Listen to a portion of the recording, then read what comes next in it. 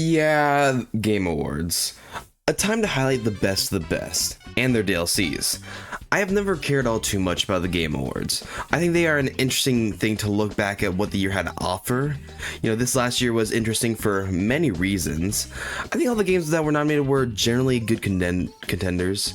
Astrobot, Black Myth Wukong, a fucking remake, and Metaphor.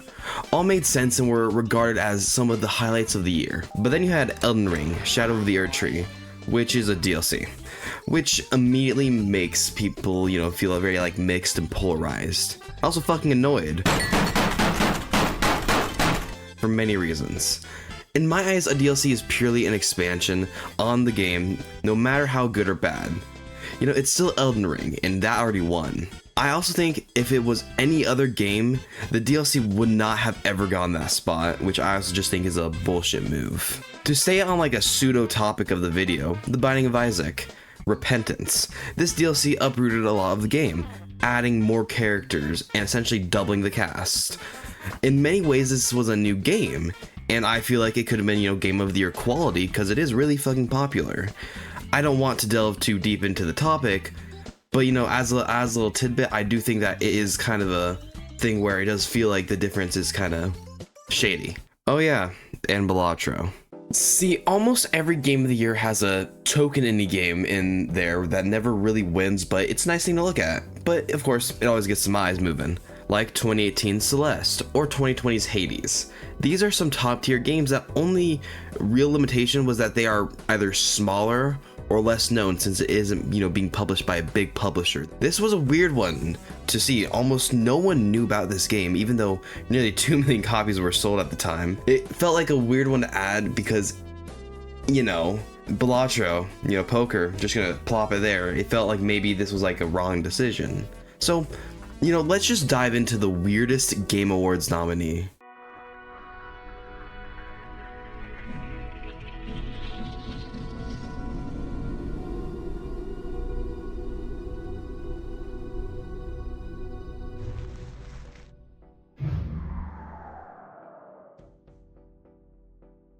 But before we begin, if you enjoy this video, consider subscribing. It makes my day and gets me, one step closer to 1,000 subs. Local Thunk. That man is the sole creator of Balatro. Other than some music help and whatnot, Local Thunk made this game from the ground up.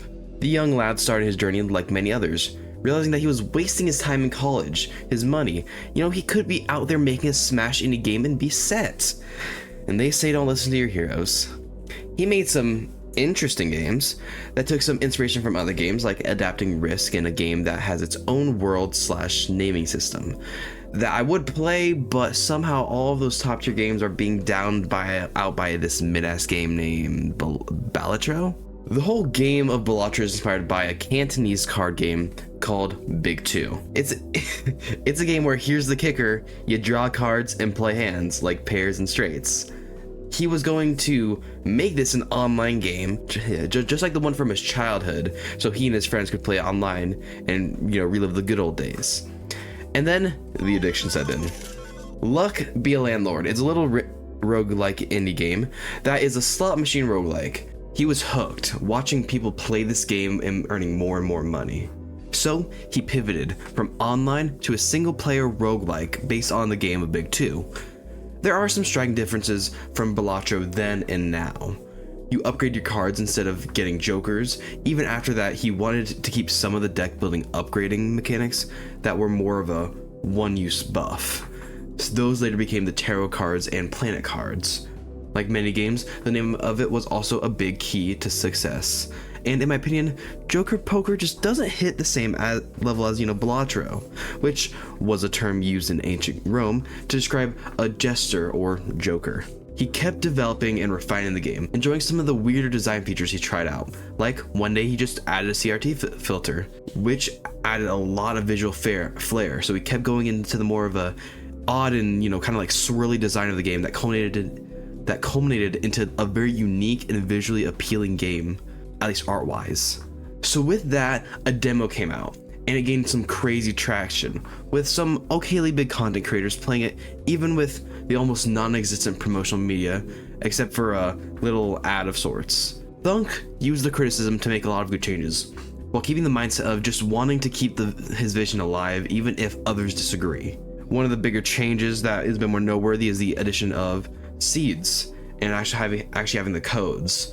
That alone brought a big wave of people who were like, oh yeah, I like this. Kind of like an Isaac thing where like, you know, you get like challenge runs and whatnot. He hopped and skipped to a release on all platforms, plus a few DLCs to change some face cards appearances, and here we are. The gameplay of Balatro is pretty simple, so I will give you my personal take on anything I think is well done, or I might dislike. So you have a choice between either taking a blind or skipping it. Skipping gives you a tag which can do a multitude of things. It can give you packs, it can upgrade hands, and it can give you free store items, while blinds give you money for the store. This, in my opinion, is the most interesting gameplay aspect of Balatro, especially, you know, when you're first starting, because there is merit and skill to each action. At the start, it seems more important to take any blind because money can get you anything you like. However, you might need some hand upgrades. You know, getting that, you know, flesh upgrade would be nice with your deck synergies. Or you get a free negative joker, which will fuck you, but you have another joker. This system later on gets more interesting when you raise the stakes. So, you know, like your small blind doesn't have a reward, so maybe it's easier to skip it since, you know, you get some more value than you might with only like the interest of the money. Now, once you defeat your first blind, you will be prompted into the shop, which has a lot of colorful things for me to rant about. Here you can buy cards, most notably jokers. You can have up to 5, and you'll still be eating concrete by the end. They are separated into 3 tiers, mostly. Common, uncommon, and rare. There are legendaries, but I never saw them, so that doesn't matter. Usually the higher up they are on the tiers are, you know, they get better rewards, but they also have more specific scenarios or demands that they proc from, or they're just better in general, it depends. I think that jokers are perfect, and a really unique way to spice this up from, you know, your other standard card building roguelikes. By making all the requirements of success up to you and your personal ensemble of jokers, all of which can come with one of the 4 amazing additions that you may have to bring a weird joker you wouldn't bring otherwise into an amazing joker possibly. Foils give you 50 extra chips, holographics gives you 10 molt, polychrome gives you 1.5 times molt, and a negative gives you an extra joker slot, basically making this one a free pickup. Obviously, the foil is the most common, and the negative is the least common. You can also find tarot cards, which can change up many different small aspects of your deck or bigger ones, and or jokers. My favorites are probably the Hermit, which doubles your money, and the Fool, which gives you the last tarot or planet card that you played, making some insane playmaking potential. You can also find planet cards, which upgrade your hands, which in the latter end of the game is basically essential for, you know, some strategies that rely on specific hands, or if you just have a really good, you know, deck. All these cards come with booster packs, which can get you up to 2 per shop. Depending on how much capital you put in, changes the amount you get out of it and the amount of options you get. Here you can get booster packs for cards which you add to your deck. This is mostly either for strengthening specific face cards, suits, or whatnot, or to get special enhanced cards or seals. My favorite enhanced cards are probably the wild card, which gives you any suit for that card, and the steel card, which as long as it hits in your hand will give you a times 1.5 molt. And my favorite seal is probably the blue one. These just add an extra bit of depth and complexity to the game, allowing for even more strategy and skill. Lastly, our vouchers. These change the fundamentals of play, whether that be giving you more hands to play with, more discards, or more things in the shop. These are probably the weakest element in my opinion. They are more of a passive element, which when so much is unpassive, it kind of is a bit kind of boring, but it does have an amazing impact on the game. But it's not really, you know, anything like skillful except for, you know, whether or not you can spend 10 coins on it right now. Now back to the action. Now going through the antes, which your antes are like your floors, where you have to get to the 8th ante to win that stake on that deck. You have a small blind and a big blind and a boss blind that has different inhibitors like making suits useless or making the blind as big as Lizzo. This all culminates into a beautiful, simple, yet overly tactical game that is surprisingly hard if you're not on your P's and Q's. Now why should you keep playing the game? I hear you stupid people asking yourself. That's why. You have to unlock 340 things in your collection. That's the easy one. That's the easy one. Then 20 challenges needed to complete, which I would like to say I unlocked them and use anything other than the blue deck, but I won't. Then 1200 Joker stickers. I guess Local Thunk thought it would be really funny to make you win the highest stake with all 150 Jokers, which is how you get one of these Joker stickers. And to round it off, a nice 120 stake wins. All 8 stakes, won on all 15 decks. I enjoy this because it does help give you a reason and an incentive to play. And it is technically achievable, but long-winded. I would say though, the abhorrent thing to me are those goddamn stickers. Oh, I think the concept is cool enough, but I don't like it as much as the whole completion progress, because it's just about as attainable as me getting some bitches. All of that to say, I think it does a good job with having a fun, simple gameplay loop with amazing combos and synergies, while still having a reason to play beyond just the winning aspect. I almost like to think the collection aspect is almost like the Binding of Isaac, with its marks akin to the stakes and the collections as items, and I guess stickers can be the secrets, I guess. So let's ask a few questions. 1, does this deserve to be a Game of the Year nominee? I don't know. Now, I think in terms of indie games, it was the biggest, but I just know too many good indie games that I feel like were more deserving to get nominated and didn't. Like 2017, it was a stacked game for indie games. Hey yo, what the fuck? It was a stacked year for indie games. The wildly popular Cuphead and the less popular but probably technically better Hollow Knight were both there. Fucking PUBG was up there, and not those two gold mines. But in general, I don't exactly like how Fortnite Battle Royale was even a contender, which starts throwing a lot of wrenches in the problem, because how the fuck can you have PUBG over there, but not the actual good one, at least popularity-wise, which I guess is a bit of a side note.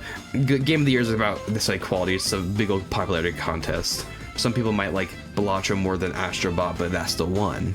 But the problem isn't the past, it's how they're treating the now.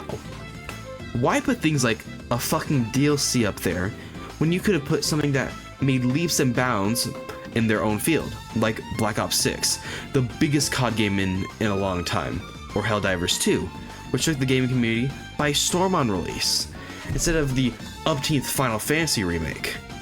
I personally think with this shitty gallery, Balatro is one of the better ones. But I think there are better. I have problems with how the decks don't seem to change each run up that much, other than some technical aspects, which is probably mostly me not playing that much, but still I'm gonna fucking complain. Or how it can be so shitty to play early game if you get dealt the wrong hands. Or the fact that I have no will to 100% a game fucking meter because those stickers are fucking bullshit. Deep breaths, Jackson, deep breaths. This game is great, and I love how Game of the Year gave it a bigger audience. And I only would say the problem to me is that I think you could expand on so much more given time. But that's being a bit stingy, I'd say. But I'm sorry, I feel like it deserves a critical lens when we are talking about Game of the Year. That is a fucking big, like, milestone. Would you say that this game is that good? I'm not sure.